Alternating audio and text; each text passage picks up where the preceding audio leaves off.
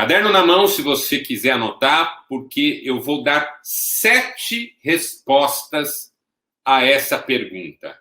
Por que estacionei na carreira? Estacionou na carreira? Entenda os porquês. E eu vou falar sobre 7 porquês que podem levar uma pessoa a estagnar, a estacionar, a parar na sua trajetória e sentir que não avança e que não alcança os resultados que ela gostaria de alcançar. Tá joia? Primeira resposta. Você estacionou na carreira porque ficou focado nela e não no mundo à sua volta. Você estacionou na carreira porque ficou focado apenas nela e perdeu a atenção, a percepção do mundo à sua volta.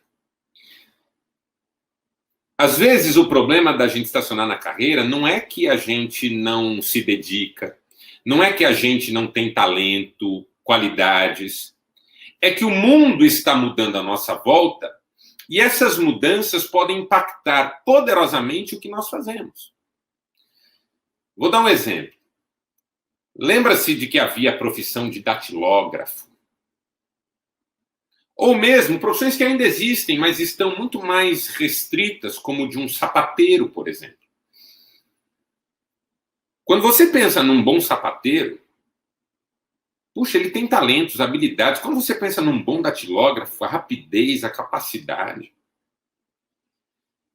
Essas pessoas, muitas vezes, não perderam a relevância, o espaço e as oportunidades de conquista porque se tornaram profissionais ruins, mas porque não perceberam que o mundo estava mudando.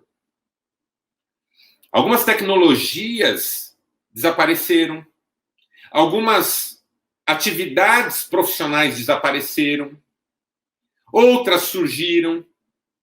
De repente, o mundo deixa de demandar aquilo em que a gente se especializou. Então, se eu quero continuar seguindo em frente no que quer que eu faça, eu preciso estar atento ao que acontece à minha volta. Preciso estar atento ao mundo à minha volta. E uma das grandes verdades sobre o mundo que me cerca é que ele está em constante mudança e essas mudanças são cada vez mais rápidas, cada vez mais velozes. Nós estamos num ano que ainda traz no seu bojo o problema da pandemia. A pandemia afetou grandemente o nosso mundo. Quando a gente fala em voltar à normalidade, essa ideia parece tão distante da realidade que a gente acaba dizendo que vai voltar a uma espécie de novo normal. Por quê? Porque todos estamos cientes de que o mundo foi impactado indelevelmente e mudou. Será que o que eu fazia vai ter o mesmo espaço, o mesmo lugar nesse novo mundo? Porque se eu me concentrar única e exclusivamente no que eu faço, o mundo vai dar as suas voltas e um dia eu vou descobrir que o que eu faço não tem mais lugar. Então não é que eu estacionei porque fui ineficaz ou displicente em termos profissionais, mas porque não percebi que o mundo mudava. Acho que o maior exemplo do que eu estou falando está no livro do Pequeno Príncipe, do Saint-Exupéry, quando o Pequeno Príncipe visita aquele planeta em que há um acendedor de lampiões, que acende lampiões cada vez mais rápido, num mundo que gira cada vez mais rápido, e de repente ele nem sabe por que ele faz isso. Imagine quem vivia de vender lampiões, lamparinas, de acender essas lamparinas à medida em que a noite se aproximava nas ruas das cidades. Não é que essa pessoa era ruim no que fazia, mas de repente o que ela fazia se tornou desnecessário. Então, a primeira razão pela qual você pode estar estacionado na carreira é porque você ainda não entendeu que o mundo está mudando e essas mudanças precisam ser compreendidas e, de certo modo, acompanhadas. A tecnologia avançou. As demandas das pessoas são outras. Veja, com a pandemia, quem não estava no universo virtual precisou correr para entrar.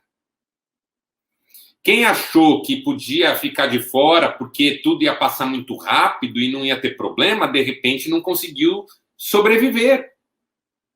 O mundo muda muito rápido e eu preciso estar atento. Essa é a primeira razão.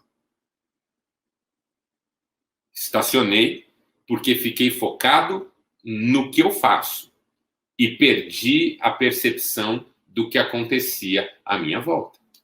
Segunda resposta. Eu vou dar 7. Vai anotando aí. Ah, eu não estou conseguindo anotar. Eu nem vi se a Larissa entrou. Você entrou, Larissa? Já estou transformando a Larissa na minha auxiliadora oficial. Se a Larissa entrou, dá um oi aí, Larissa. Se ela não entrou, aí vocês estão sem resumo. Aí cada um faz o seu. Mas se ela entrou, tenho certeza que na sequência vai ter resumão. Espetacular. O resumo da Larissa é sempre muito legal.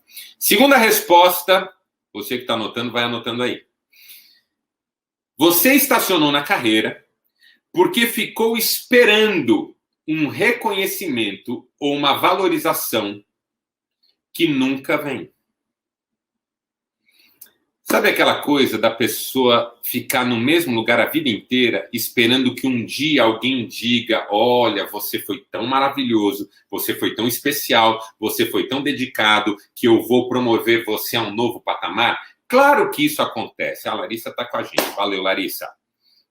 Presente, show de bola. Então, certeza que vai ter material bacana aí para todo mundo lá nos stories da Larissa, tá certo?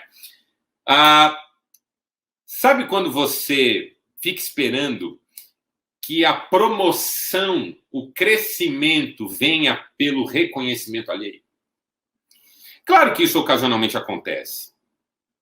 Bons funcionários, bons trabalhadores são promovidos.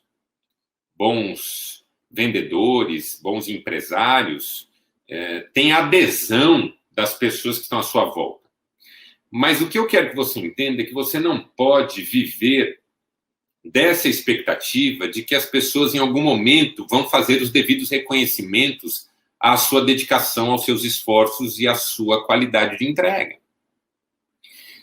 Por exemplo, há muitos anos eu digo nas empresas onde eu dou palestra, e em ambientes de liderança, homens com propósitos, que assim, boas empresas que desejam segurar talentos no seu quadro precisam e fazem planos de carreira. Mas pessoas talentosas que essas empresas desejam segurar, têm que ter seus planos de carreira independentemente das empresas. Simples assim. Plano de carreira independentemente da empresa. A minha empresa, onde eu trabalho, pode ter um plano de carreira para eu crescer dentro dela. Mas o meu plano de carreira independe do plano de carreira da empresa. Podem se conciliar em algum momento? Podem. O meu plano e o plano da empresa. Pode ser que o meu plano e o plano da empresa caminhem juntos até muito longe na minha trajetória profissional? Pode. Mas eu não dependo da existência de um plano de carreira na empresa para ter o meu. E quando a empresa não tem um plano de carreira, aí que é fundamental, obrigatório, uma exigência da vida que eu tenho no meu plano de carreira. Por quê? Porque o plano de carreira é do profissional, não é do ambiente onde ele trabalha. Quem faz meu plano de carreira sou eu, não é meu chefe. Quem faz meu plano de carreira sou eu, não é a empresa em que eu trabalho. Eu faço meu plano de carreira. Por quê? Porque eu não trabalho na expectativa de que reconheçam. Eu trabalho na expectativa de gerir a minha atuação profissional a ponto de perceber as oportunidades e, independentemente de reconhecimentos, construir a melhor trajetória e as bases mais sólidas. Até eu recebi uma pergunta pela internet, no quadro de perguntas, que eu achei bem interessante. O meu trabalho é tóxico e o patrão joga os funcionários uns contra os outros. O que fazer nessa situação? Antes de mais nada, você que fez essa pergunta, fazer um plano de carreira para você. Porque assim, se você tiver um plano de carreira, souber onde você está, onde você quer chegar e qual caminho até lá, pode ser que você descubra que não é onde você está que você vai continuar para alcançar os seus objetivos.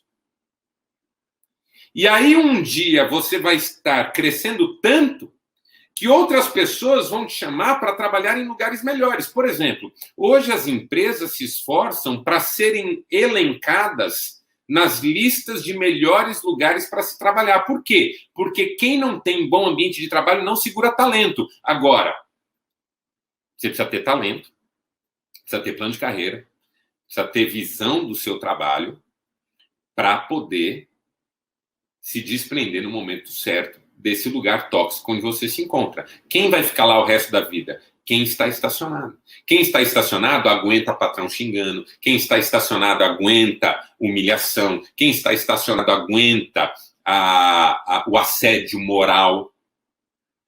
Até que saia.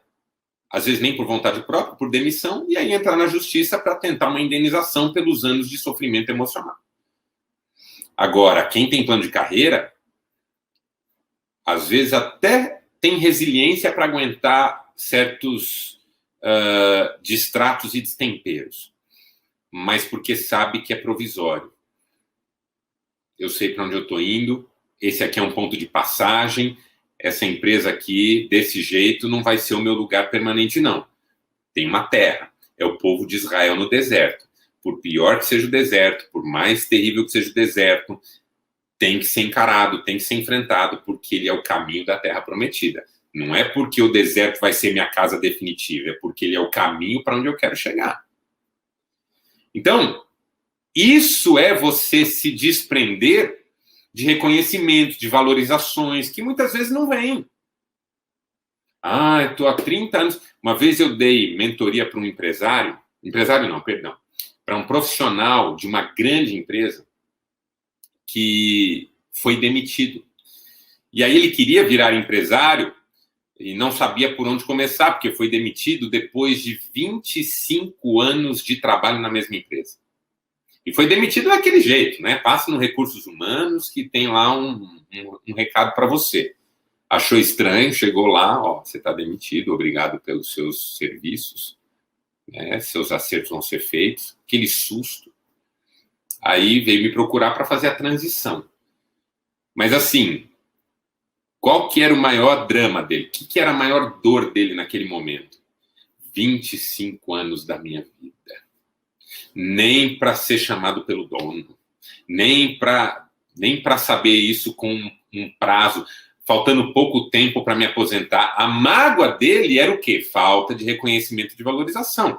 Quem vive na dependência disso, vive estacionado. Por quê? Porque quem espera o reconhecimento e a valorização fica na dependência do movimento do outro. Enquanto o outro não se movimenta, eu também não me movimento. Porque eu só vou me movimentar se o outro me movimentar. Terceira resposta para a pergunta: por que estacionei na carreira? Tá certo? O Luciano falou assim: emprego tóxico, fuja logo. Agora, concordo plenamente, é a pior coisa viver no ambiente tóxico. Agora, faça um plano de carreira, porque aí no plano de carreira você sabe para onde fugir, né?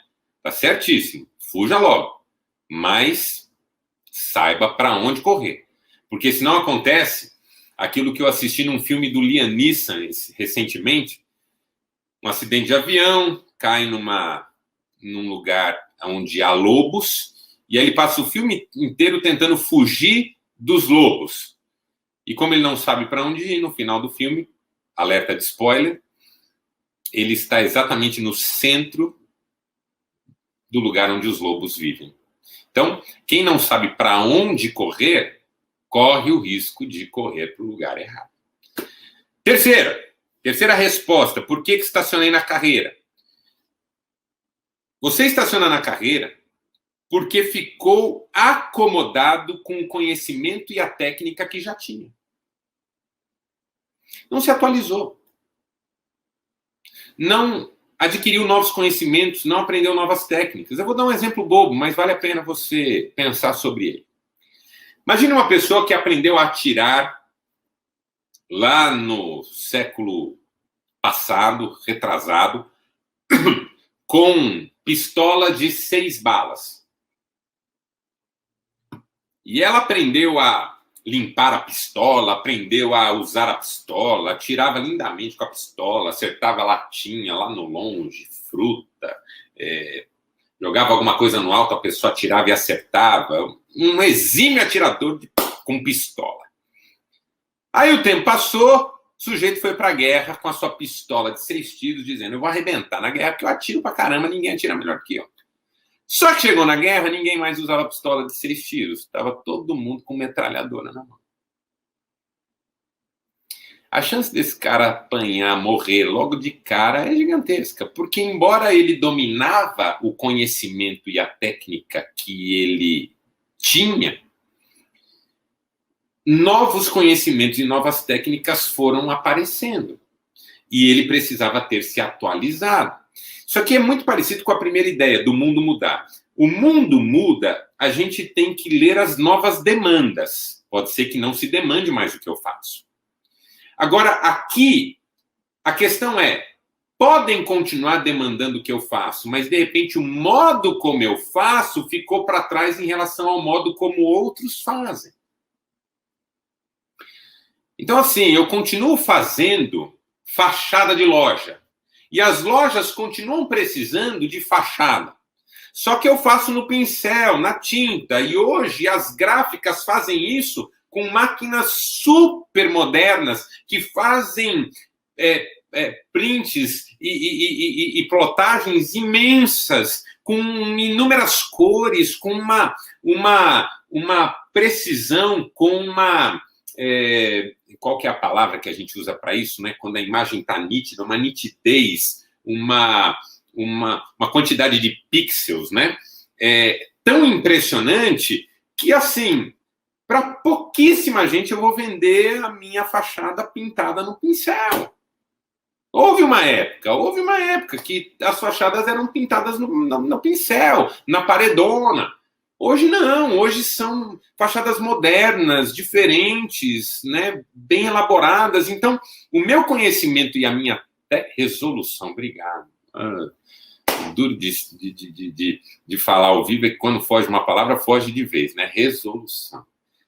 Aqueles banners com uma resolução incrível. E aí a minha técnica fica para trás.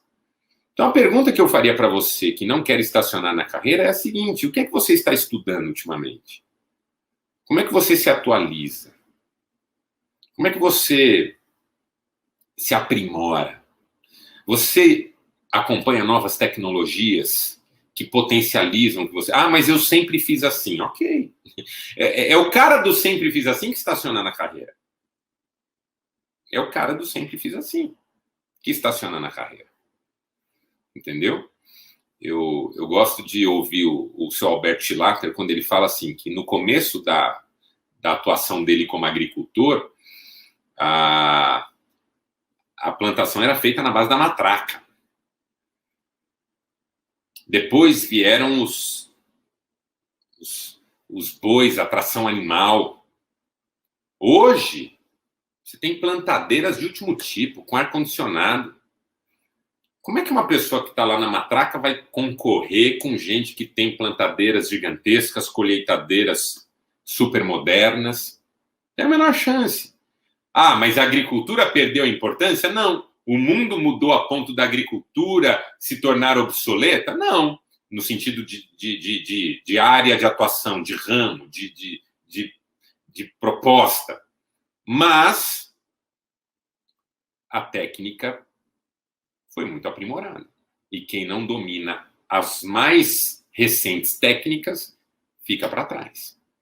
E aí não é nem que fica estacionado, é o carro descendo a ladeira, porque parou de subir, está sem freio, e aí começa a voltar. A quarta resposta para essa pergunta é a seguinte: você estacionou na carreira porque ficou isolado em relação a pessoas que poderiam levar você adiante. É, como a gente diz, batata.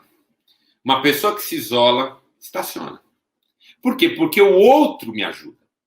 Tem dois tipos de ajuda que vem do outro. A ajuda que vem do outro, aliado, parceiro, encorajador, incentivador, e a ajuda que vem do outro, rival.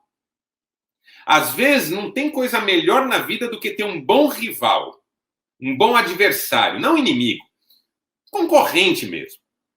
Pergunta para o Cristiano Ronaldo a importância do Messi na vida dele. E vice-versa. Pergunte lá para o Ayrton Senna, né, se aqui estivesse para responder, a importância de um Alan Prost, por exemplo. Tinha um outro adversário aí, eu não sou muito fã de Fórmula 1, mas o Senna teve um outro adversário ali bem próximo dele, se você lembra, põe o nome aí que eu leio, tá bom? Pergunte, por exemplo, para Microsoft a importância da Apple e vice-versa. Ou seja, o outro, seja ele um apoiador ou um rival, sempre vai me chamar a melhorar e a crescer. Só que o que eu faço? Eu me isolo. Eu não quero saber de nada. O Fausto está lembrando do Piquet, né? Que também tinha algum adversário muito forte aí. Eu não me lembro quem que é. Talvez fosse o próprio Prost também, se eu não estou enganado. Agora, o pessoal está lembrando o Mansell, né? É o Nigel Mansell, isso mesmo. Bem lembrado aí a turma que está me acompanhando. O Mansell foi um rival que fazia o Senna falar, não posso parar.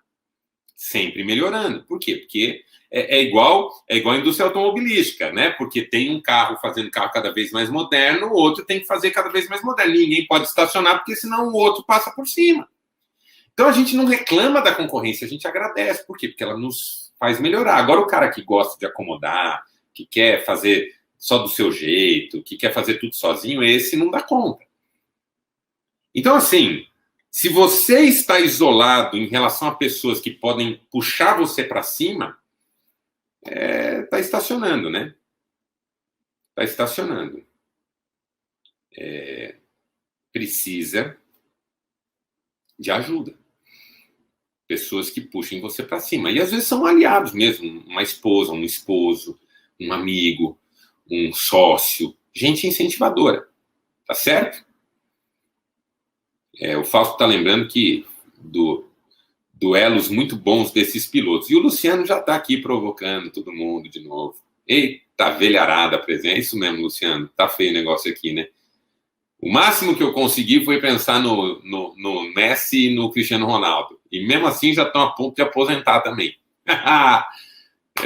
Não sei quem mais que eu poderia usar. Se você tem exemplos aí de gente que um alimenta o outro, para que o outro põe aí que, de repente, ajuda a ampliar aqui o nosso leque de exemplos, já que, como o Luciano disse, a gente está preso aqui no passado, né? Mas deu para você entender. Gente que se isola, que só ouve a si mesma, que não tem o outro para funcionar como referência, acaba estacionando na vida. Quinta resposta. Por que estacionei na carreira? Por que você estacionou na carreira, de repente? A quinta resposta é porque você ficou preso... E olha, acabei de falar sobre isso na brincadeira aqui. Porque você ficou preso a experiências traumáticas do passado. Ficou preso. É assim, ó, quem está preso a uma experiência traumática do passado fica estacionado porque não consegue viver o presente e muito menos sonhar o futuro. Se eu fico preso no passado, eu fico remoendo, ruminando, alimentando mágoa e rancor, desejando mal, querendo ir à forra em algum sentimento, fantasiando a possibilidade de um dia voltar no tempo e não permitir que nada disso aconteça. E enquanto eu perco todo esse tempo, eu não avanço. Na clínica psicanalítica, essa é uma questão que eu vejo muito rápido e muito fortemente em alguns pacientes. A prisão deles em relação ao passado é tão poderosa, tem barras tão grossas, tão bem instaladas, que eles estão totalmente desconectados do presente e sem nenhuma perspectiva de futuro. Totalmente estacionado. E às vezes as pessoas dizem isso. Eu tô sem cabeça para trabalhar, eu tô sem cabeça para isso. Aí você pensa, tá sem cabeça por quê? Não é por causa do que está acontecendo no presente, é por causa de uma questão passada que não foi resolvida e não se resolve nunca. Aí a Janaína vai tentar me ajudar a trazer uma dupla mais recente e fala no Pelé e no Maradona, ô Janaína. Aí você quer me quebrar, né, Janaína? A Janaína é uma querida, tá sempre com a gente aqui. Mas alguém me ajuda com a dupla nova aí, não é? Já já alguém vai citar Moisés e Arão, pelo amor de Deus. Não chegou, não. Enfim, vamos em frente. Percebe a questão do passado aí, a importância disso? Porque se eu estou preso no passado, o presente não desenrola, o futuro não chega. Porque, assim, cada dia é um olhar para trás que nunca cessa. E aí não importa quanto tempo passe, eu vou estar sempre olhando para trás e nunca para o que está por vir.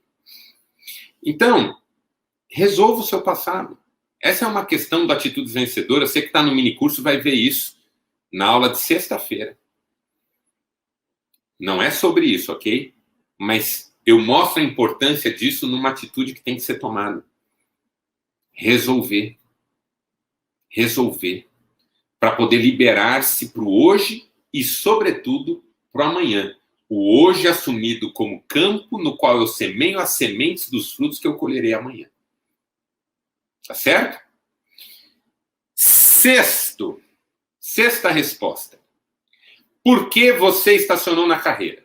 Então, vou fazer uma recapitulação rápida aqui. Embora já, ao final da live, tem resumo da Larissa, hein? Primeira resposta, você estacionou na carreira porque ficou focado nela e não prestou atenção no mundo à sua volta. O mundo mudou. Você perdeu essa percepção. Segundo, você ficou estacionado na carreira porque ficou esperando um reconhecimento, uma valorização que nunca vem. O plano de carreira tem que ser seu. Não da sua empresa, não do seu chefe, não dos seus superiores, tem que ser seu. Ainda que em alguns momentos ele coincida com o plano de carreira do lugar onde você está inserido profissionalmente. Terceiro, você ficou estacionado na carreira porque ficou acomodado com o conhecimento e a técnica que já possuía. Não se aperfeiçoou, não conheceu novas tecnologias. O Luciano comentou aqui que está usando tecnologias 3D na advocacia criminalista. Espetacular isso. Imagina um arquiteto chegar para você com um projeto feito à mão no nanquim. Todo respeito, ele pode ser extremamente talentoso, mas eu quero ver o projeto em 3D, eu não quero ver o projeto desenhado no papel. Entendeu? E a não ser que eu seja um saudosista, eu vou dispensar esse arquiteto rapidamente, porque eu quero o que há de melhor em tecnologia, não o que os meus avós viam quando pediam um projeto. Quarto, você ficou estacionado na carreira porque ficou isolado em relação a pessoas que poderiam impulsionar você adiante. Sejam elas incentivadores e aliados, sejam elas rivais e adversários ou concorrentes. Porque quem nos põe para frente é sempre bênção na nossa vida, ainda que faça isso porque está tentando nos deixar para trás. Quinto, você ficou estacionado na carreira porque ficou preso a experiências traumáticas do passado. E quem rumina o passado não vive o presente e, muito menos, semeia o futuro. E agora sim, sexto, como eu disse, são 7, e aí a gente termina. Sexta razão pela qual você ficou estacionado na carreira. Porque você ficou sem sonhos. Você ficou sem sonhos. Eu gosto de uma frase do Rubem Alves que eu já citei inúmeras vezes. Quem é rico em sonhos nunca envelhece. Os sonhos nos movem para frente. Os sonhos nos movem para frente. Eu gosto quando a Bíblia fala de avivamento em Malaquias e diz assim: os vossos jovens terão visões e os vossos velhos terão sonhos. Isso é avivamento. Porque, em tese, velho não devia sonhar, porque ele nem vai ter tempo, é o que se presume, para realizar. Mas velhos que são novos na presença de Deus, que são jovens diante da vida, ricos em sonhos, nunca desistem de sonhar. Você estacionou porque parou de sonhar. Antes dessa live começar, quase que eu atraso. Porque eu estava lá conversando com a minha esposa, a gente está sonhando um tempo novo na nossa vida esse ano, você não faz ideia. Um dia eu vou chegar aqui e vou contar tudo que a gente viveu esse ano e tudo em função de atitudes vencedoras. Porque um dia eu estou fazendo uma live sobre atitude vencedora, Cristiane assiste a live, um insight toma conta dela, a gente começa a conversar sobre um monte de coisa que poderia ser desenvolvida a partir dali, e, de repente, um monte de coisa começa a ganhar forma e a gente está sonhando se vai dar certo, se não vai dar certo, se vai ser como a gente pensou, não vai ser como a gente pensou. Não importa, a gente está sonhando. E quem sonha, segue adiante. Ah, mas o meu sonho naufragou. Eu sei que há pessoas que tiveram sonhos que naufragaram, mas isso é ficar preso à experiência traumática do passado. Renove os sonhos. Renove a capacidade de sonhar. Não fique sem sonhos, porque quem não tem sonhos fica estacionado. Para que dar um passo se não há para onde ir? Então você estacionou na carreira porque ficou sem sonhos. Ah, mas meus sonhos são muito difíceis de alcançar. Ninguém perguntou se o sonho é fácil ou difícil. A pergunta é se você tem sonhos. Porque se você tem, a vida talvez seja do tamanho do seu sonho. E se eles são grandes e difíceis, melhor ainda. Por que não? Ah, são impossíveis. Para Deus, nada é impossível. Então sonhe. Agora, lembre-se da diferença que eu sempre faço entre sonhar e fantasiar. Sonhar é estabelecer metas lindas, desejáveis, maravilhosas, mas ao mesmo tempo entender que há um caminho entre onde eu estou e esse lugar do sonho. Fantasiar é vislumbrar metas, lugares, experiências, realizações ideais maravilhosas, mas nenhum caminho até lá, como se houvesse um abismo absoluto. Então, ao invés de eu sonhar em chegar lá, eu fico fantasiando em como seria bom se lá eu já estivesse. E aí, quem fantasia não sai do lugar, só quem sonha. E por último, 7ª resposta. Olha que legal, hein? O que você faz com essas respostas? Dá uma olhada onde você se encaixa. Dá uma olhada. Ah, eu me encaixo na 7. Pode ser. Por que não? São questões importantes. Agora, o bom de você separar é...